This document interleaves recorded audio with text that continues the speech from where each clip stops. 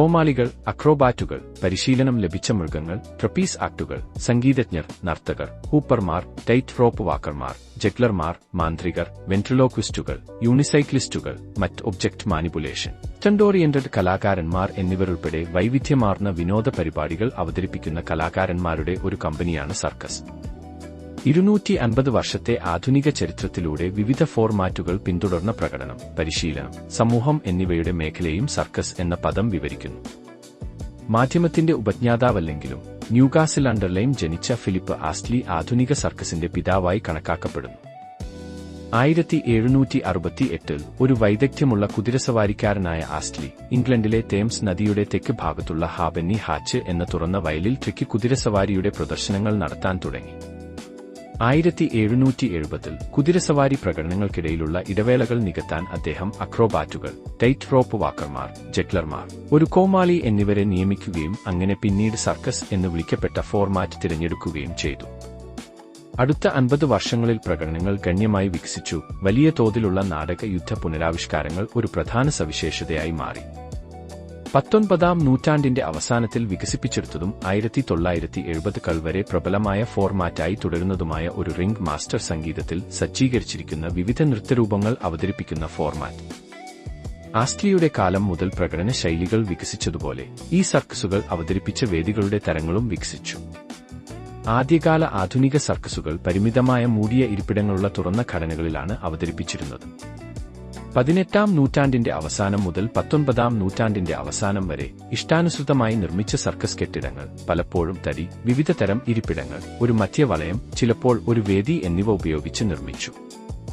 Touring സർക്കസുകൾ static വേദികളെ മറികടന്നതിനാൽ വലിയ ടോപ്പുകൾ എന്നറിയപ്പെടുന്ന പരമ്പരാഗത വലിയ കൂടാരങ്ങൾ 19ാം നൂറ്റാണ്ടിന്റെ മധ്യത്തിൽ അവതരിപ്പിക്കപ്പെട്ടു. ഈ കൂടാരങ്ങൾ ഒടുവിൽ ഏറ്റവും സാധാരണമായ വേദിയായി മാറി. ടെന്റുകൾ, തിയേറ്ററുകൾ, കാസിനോകൾ, ക്രൂയിസ് കപ്പലുകൾ, ഓപ്പൺ എയർ ഇടങ്ങൾ എന്നിവയുൾപ്പെടെ വിവിധ വേദികളിലാണ് സമകാലിക സർക്കസ് നടത്തുന്നത്. പല സർക്കസ് പ്രകടനങ്ങളും ഇപ്പോഴും ഒരു വലയത്തിലാണ് നടക്കുന്നത്. സാധാരണയായി 13 മീറ്റർ (43 അടി) വ്യാസമുള്ളതാണ്. 18ാം നൂറ്റാണ്ടിന്റെ അവസാനത്തിൽ ആസ്റ്റ്ലി ഈ അളവ് സ്വീകരിച്ചു. ഇത് ഒരു അക്രോബാറ്റിക് കുതിരസവാരിക്കാരൻ ഒരു കുതിരപ്പുറത്ത് നിവർന്നു നിന്ന് തന്ത്രങ്ങൾ അവതരിപ്പിക്കാൻ പ്രാപ്തമാക്കുന്ന ഏറ്റവും കുറഞ്ഞ വ്യാസമായി സ്വീകരിച്ചു. 1970കളുടെ അവസാനം മുതൽ സർക്കസ് പാരമ്പര്യത്തിന്റെ പുനരുജ്ജീവനത്തിന് രൂപമാറ്റം കാരണമായി കണക്കാക്കപ്പെടുന്നു. നിരവധി ഗ്രൂപ്പുകൾ പുതിയ സർക്കസ് ഫോർമാറ്റുകളും സൗന്ദര്യശാസ്ത്രവും പരീക്ഷിക്കാൻ തുടങ്ങി. സാധാരണയായി മനുഷ്യ കലാരൂപങ്ങളിൽ മാത്രം ശ്രദ്ധ കേന്ദ്രീകരിക്കാൻ മൃഗങ്ങളെ ഉപയോഗിക്കുന്നത് ഒഴിവാക്കി. പുതിയ സർക്കസ് അല്ലെങ്കിൽ സിർക്ക് നോവ്യൂ എന്ന് പലപ്പോഴും വിളിക്കപ്പെടുന്ന ഈ പ്രസ്ഥാനത്തിലെ സർക്കസ് കമ്പനികളും കലാകാരന്മാരും ഒരു നാടക സമീപനത്തെ അനുകൂലിച്ചു.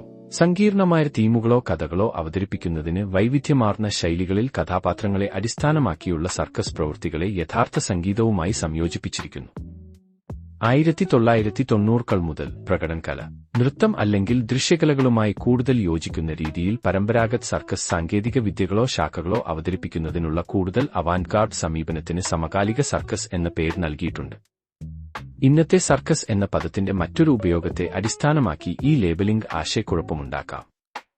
ഇക്കാരണത്താൽ ചില നിരൂപകർ 21 നൂറ്റാണ്ടിലെ സർക്കസ് എന്ന പദം ഇന്ന് ലഭ്യമായ എല്ലാ വ്യത്യസ്ത ശൈലികളെയും ഉൾക്കൊള്ളാൻ ഉപയോഗിക്കാൻ തുടങ്ങിയിരിക്കുന്നു.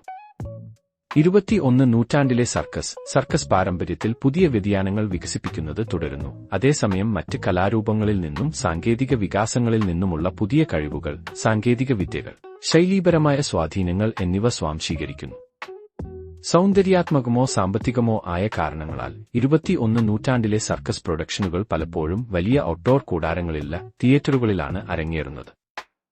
പദോൽപത്തി 14ാം നൂറ്റാണ്ടിൽ ഇംഗ്ലീഷിൽ ആദ്യമായി സാക്ഷ്യപ്പെടുത്തിയ സർക്കസ് എന്ന വാക്ക് ലാറ്റിൻ സർക്കസിൽ നിന്നാണ് ഉരുത്തിരിഞ്ഞത്. ഇത് ഗ്രീക്ക് കിർക്കോസ് ന്റെ റോമനൈസേഷനാണ്. ഇത് ഹോമറിക് ഗ്രീക്ക് ക്രിക്കോസ് ന്റെ ഒരു മെറ്റാതെസിസ് ആണ്, അതായത് വൃത്തം അല്ലെങ്കിൽ മോതിരം. ഡി സ്പെക്ടാക്കുലിസ് എന്ന പുസ്തകത്തിൽ ആദ്യകാല ക്രിസ്ത്യൻ എഴുത്തുകാരനായ ടെർട്ടുലിയൻ തന്റെ പിതാവായ ഹീലിയോസിന്റെ സൂര്യദേവന്റെ ബഹുമാനാർത്ഥം സർക്കസ് ദേവിയാണ് ആദ്യത്തെ സർക്കസ് ഗെയിമുകൾ അരങ്ങിലെത്തിച്ചതെന്ന് അവകാശപ്പെട്ടു. ചരിത്രം. ഈ ഭാഗം സർക്കസിന്റെ ചരിത്രം എന്ന പേരിൽ മറ്റൊരു ലേഖനമായി വിഭജിക്കണമെന്ന് നിർദ്ദേശിക്കപ്പെട്ടിട്ടുണ്ട്. സർക്കസിന്റെ ആധുനികവും പൊതുവായി അംഗീകരിക്കപ്പെട്ടതുമായ ആശയം ഒരു ബിഗ് ടോപ്പാണ്. അതിൽ വിവിധ പ്രവർത്തനങ്ങൾ വിനോദം നൽകുന്നു. എന്നിരുന്നാലും സർക്കസുകളുടെ ചരിത്രം കൂടുതൽ സങ്കീർണമാണ്. ചരിത്രകാരന്മാർ അതിന്റെ ഉദ്ഭവത്തെക്കുറിച്ച് വിയോജിക്കുന്നു. അതുപോലെ ചരിത്ര ഗവേഷണത്തിന്റെ മാറിക്കൊണ്ടിരിക്കുന്ന സ്വഭാവവും നടന്നുകൊണ്ടിരിക്കുന്ന സർക്കസ് പ്രതിഭാസവും കാരണം ചരിത്രത്തെക്കുറിച്ച് തിരുത്തലുകൾ നടക്കുന്നു. പലർക്കും സർക്കസ് ചരിത്രം ഇംഗ്ലീഷുകാരനായ ഫിലിപ്പ് ആസ്റ്റ്ലിയിൽ നിന്നാണ് ആരംഭിക്കുന്നത്. മറ്റുള്ളവർക്ക് അതിന്റെ ഉദ്ഭവം വളരെ പിന്നോട്ട് പോകുന്നു, റോമൻ സാമ്രാജ്യ കാലഘട്ടത്തിലേക്ക്. റിക്കറ്റുകളും ആദ്യത്തെ അമേരിക്കൻ സർക്കസും. ഇംഗ്ലീഷുകാരനായ ജോൺ ബിൽ റിക്കറ്റ്സ് ആണ് അമേരിക്കയിലേക്ക് ആദ്യത്തെ ആധുനിക സർക്കസ് കൊണ്ടുവന്നത്. 1780കളിൽ ലണ്ടനിലെ ഹ്യൂസ് റോയൽ സർക്കസിലൂടെയാണ് അദ്ദേഹം തന്റെ നാടക ജീവിതം ആരംഭിച്ചത്. 1792ൽ ഇംഗ്ലണ്ടിൽ നിന്ന് ഫിലാഡൽഫിയയിൽ തന്റെ ആദ്യത്തെ സർക്കസ് സ്ഥാപിക്കാൻ അദ്ദേഹം യാത്ര ചെയ്തു. യുഎസിലെ ആദ്യത്തെ സർക്കസ് കെട്ടിടം 1793 ഏപ്രിൽ 3 ഫിലാഡൽഫിയയിൽ തുറന്നു. അവിടെ റിക്കറ്റ്സ് അമേരിക്കയുടെ ആദ്യത്തെ സമ്പൂർണ്ണ സർക്കസ് പ്രകടനം നടത്തി.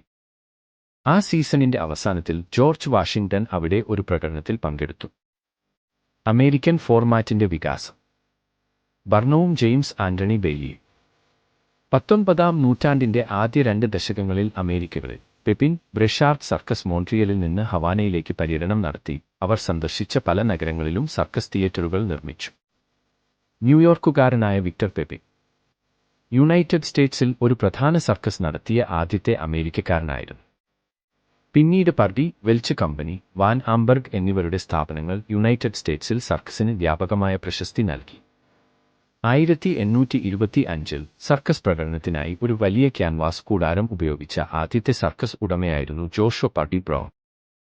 ആഭ്യന്തര യുദ്ധത്തിനു മുമ്പുള്ള ഏറ്റവും പ്രശസ്തമായ സർക്കസ് കോമാളിയായിരുന്നു circus pioneer Dan Rice. The one horse show, hey rube തുടങ്ങിയ പദപ്രയോഗങ്ങൾ ജനപ്രിയമാക്കി. 1870കളിൽ ആദ്യത്തെ ഫ്രീക്ക് ഷോയായ ട്രാവലിംഗ് പി. ബർണമിന്റെ മ്യൂസിയം, മെനഗറി സർക്കസ് എന്നിവ ആരംഭിച്ച പി.